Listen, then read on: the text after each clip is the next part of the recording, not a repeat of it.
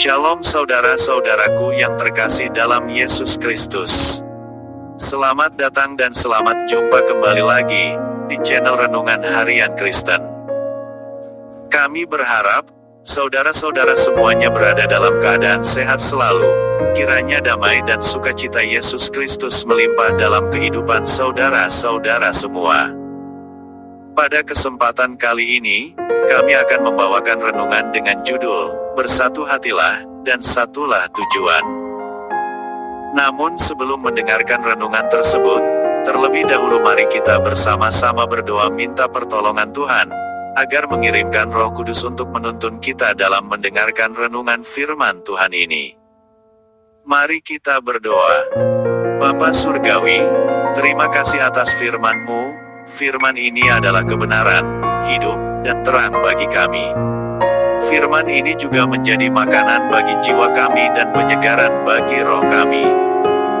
Tuhan, kami ingin mempelajari firman-Mu melalui bimbingan Roh Kudus-Mu, sehingga kami bisa bertumbuh dalam kasih karunia dan dewasa secara rohani dalam iman. Pancarkanlah cahaya murni firman kebenaran-Mu ke dalam hati kami hari ini dan buka mata pikiran kami untuk memahami inti kebenaran yang terkandung di dalam bagian kitab suci yang berharga ini. Saat kami mempelajari sabda-Mu, kiranya nama-Mu semakin ditinggikan karena hanya Engkau yang patut dipuji dan disembah sebab Engkau yang kudus, baik, pengasih dan penyayang. Bukalah mata kami untuk melihat kebenaran-Mu. Bukalah telinga kami untuk mendengar suara-Mu. Bukalah hati kami untuk menerima apa yang Engkau miliki bagi kami masing-masing. Dan bukalah bibir kami untuk hanya mengucapkan apa yang memuliakan nama-Mu. Dalam nama Yesus kami berdoa, amin. Bacaan pertama terambil dari 1 Korintus pasal 1, ayat 10-17. Dengan perikop perpecahan dalam jemaat. Demikian bunyi firman Tuhan. Ayat 10.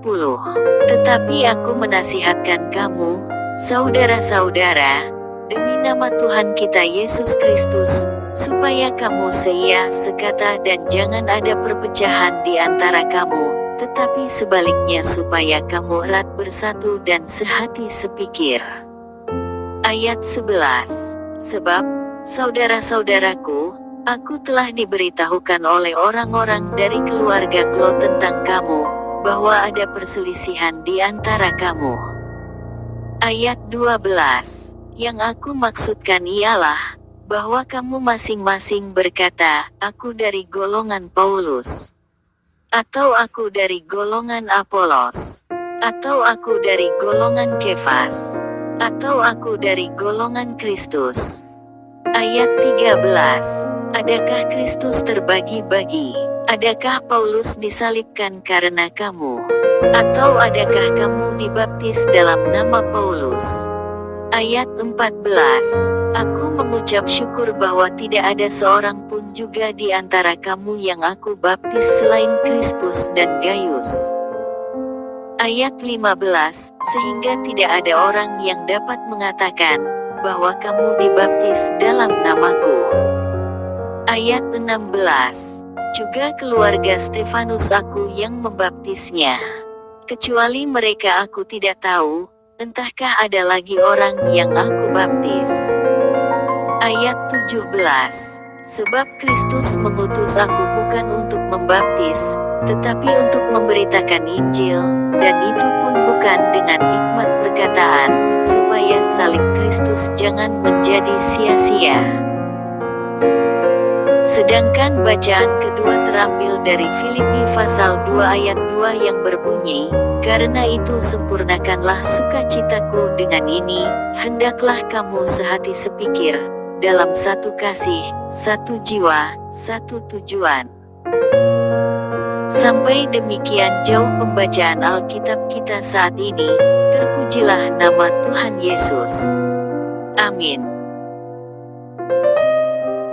Saudara-saudaraku yang terkasih dalam Yesus Kristus, ayat emas yang diambil sebagai perenungan kita kali ini terambil dari 1 Korintus pasal 1 ayat 10 yang berbunyi, Tetapi aku menasihatkan kamu, saudara-saudara, demi nama Tuhan kita Yesus Kristus, supaya kamu seia sekata dan jangan ada perpecahan di antara kamu, tetapi sebaliknya supaya kamu erat bersatu dan sehati sepikir. Saudara-saudara yang Tuhan Yesus kasihi, lidi sebatang akan tetap dinamakan lidi sebatang, tapi apabila begitu banyak lidi dipersatukan maka ia akan berubah nama dan juga mempunyai fungsi membersihkan yang sangat luar biasa. Demikian juga dengan seutas ijuk, tidak akan ada yang mampu ia lakukan, namun apabila utas demi utas dipersatukan, maka akan berubah nama dan fungsinya. Pertama, lidi, ia akan menjadi atau dinamakan sapu lidi, demikian juga dengan ijuk, akan berubah menjadi tali ijuk atau sapu ijuk. Fungsi dan hasil yang diperoleh akan sangat berarti bagi kehidupan umat manusia. Membersihkan sampah adalah fungsi dari sapu, mengikat sesuatu adalah fungsi dari tali. Dan yang menarik bagi saya, bila bisa kita memvisualisasikan benda tersebut. Adakah ia protes atau menolak atau bahkan merasa lebih antara satu dengan yang lain? Saya kira masing-masing mereka tidak akan pernah mempersoalkan itu. Mengapa? Ya, karena mereka menyadari bahwa bila dia hanya ada satu, maka tidak akan mungkin bisa menghasilkan apapun. Namun dengan menerima satu dengan yang lain, walaupun ada yang kecil, ada yang besar, bahkan diikat saling berdesakan dan dipilin saling menghimpit dan menggulung, namun dari pengorbanan untuk saling menerima itu, luar biasa sekali, falsafah yang diajarkannya. Lalu bagaimana dengan kehidupan kita baik dalam kekeluargaan maupun berjemaat? Mengapa begitu banyak dan sering kita menemukan ketidakharmonisan atau perselisihan dalam suatu jemaat? Mengapa juga ada semacam persaingan untuk menunjukkan siapa yang lebih besar dan hebat dalam suatu jemaat?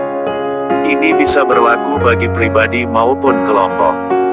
Bagi pribadi, ketika ia merasa lebih dari yang lain baik dalam rupa materi maupun non-materi. Dan bagi kelompok, ketika ada perasaan bahwa kelompoknya lebih besar, lebih kuat, lebih berada, dan lain-lain dibanding dengan kelompok yang lain. Lalu apa hasil yang diperoleh? Baikkah? Biasa dan umumnya tidak akan pernah berhasil baik. Apalagi bila unsur tidak mau peduli dan tidak berempati pada yang lain semakin dipelihara. Biasanya hanya akan berujung pada perpecahan dan tentunya menuju kehancuran sebuah jemaat. Saudara-saudara yang Tuhan Yesus kasihi, akhir-akhir ini kita diperhadapkan pada keberadaan jemaat yang hendaknya ada di tengah-tengah kehidupan kita. Paulus menyatakan keinginan yang terdalam yang sangat ia dambakan. Paulus tidak menginginkan adanya perpecahan di dalam kehidupan jemaat di Korintus. Ia memulai suratnya dengan ungkapan yang sangat luar biasa yang menyatakan bagaimana keberadaan jemaat Korintus. Pernyataan yang sangat membesarkan hati, pernyataan yang di dalamnya terkandung suatu maksud bahwa jemaat ini adalah jemaat yang sudah terbina dengan baik sejak awalnya. Jemaat yang sudah mengalami pertumbuhan iman dengan baik pula. Oleh sebab itu melalui pernyataan ini, Paulus ingin menegaskan bahwa sangatlah tidak baik bila jemaat yang sudah tumbuh dengan memang keberadaan kita tidaklah sama antara satu dengan yang lainnya.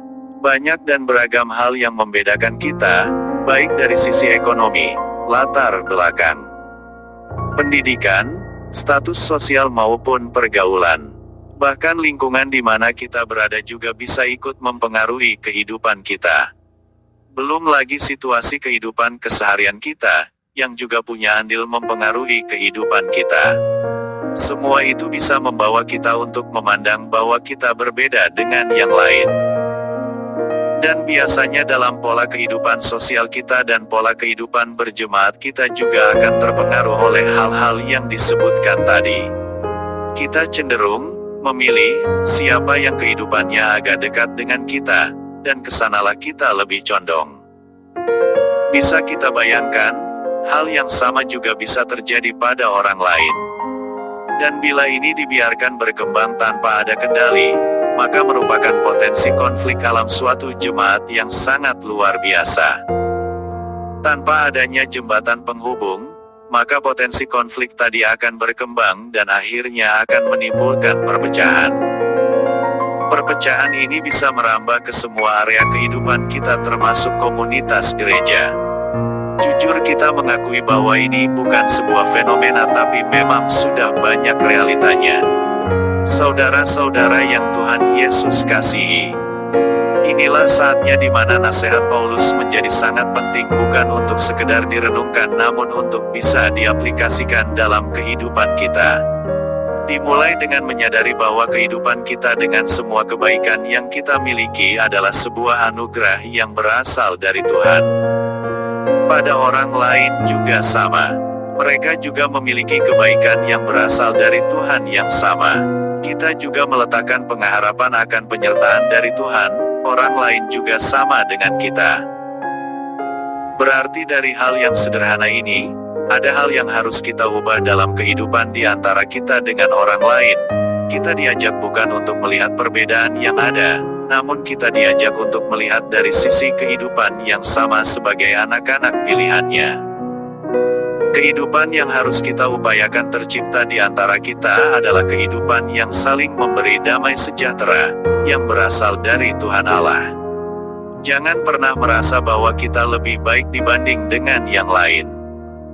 Namun keteladanan Tuhan Yesus hendaknya lah semakin nyata dalam kehidupan kita. Serahkanlah segala kekhawatiran kita hanya bagi Tuhan.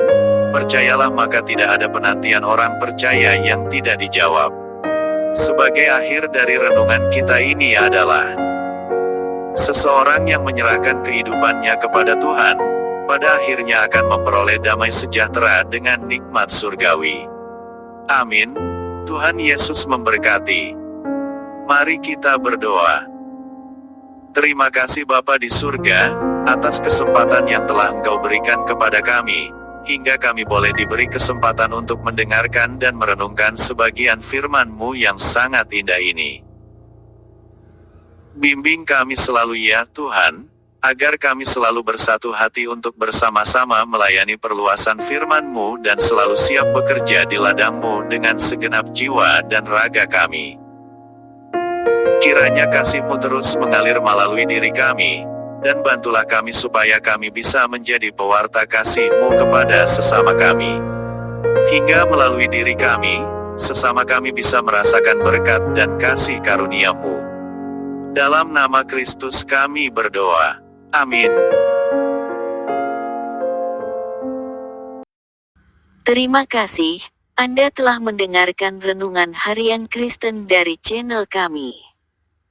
Semoga menjadi berkat dan bermanfaat bagi Anda. Silahkan like, subscribe agar channel ini eksis untuk melayani.